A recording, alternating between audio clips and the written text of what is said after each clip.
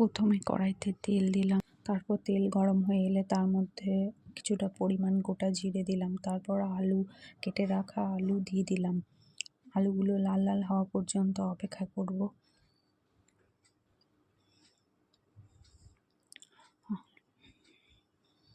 আলুগুলো লাল লাল হয়ে এলে তার মধ্যে পটল দিয়ে দেবো।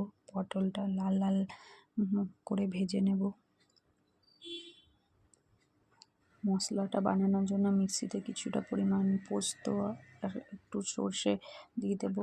আমি এখানে লঙ্কা অ্যাড করছি না, তোমরা চাইলে লঙ্কাও অ্যাড করতে পারো। এবার কড়াইয়ে আলু পটল ভাজা হয়ে গেলে তার মধ্যে কিছুটা ঝিঙে দিয়ে দেবো। ঝিঙেটা ভেজে নেবো লাল লাল করে। এবার কড়াইয়ে ঢাকা দিয়ে দেবো, আলুটা সেদ্ধ হওয়ার জন্য অপেক্ষা করব। এদিকে মশলাটা বেটে নিলাম, এদিকে কুমড়ো শাক কেটে রেডি করা আছে। এই সব মিশ্রণ ভাজা হয়ে গেলে কুমড়ো শাকটা দিয়ে দেব এর মধ্যে।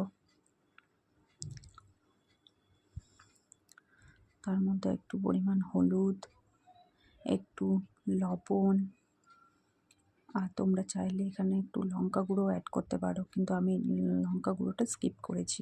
কিছুটা পরিমাণ চিনি দিয়ে দিলাম। এবার সব কিছু মিশ্রণ নাড়িয়ে এটাকে ঢেকে রেখে দেব সেদ্ধ হওয়া পর্যন্ত।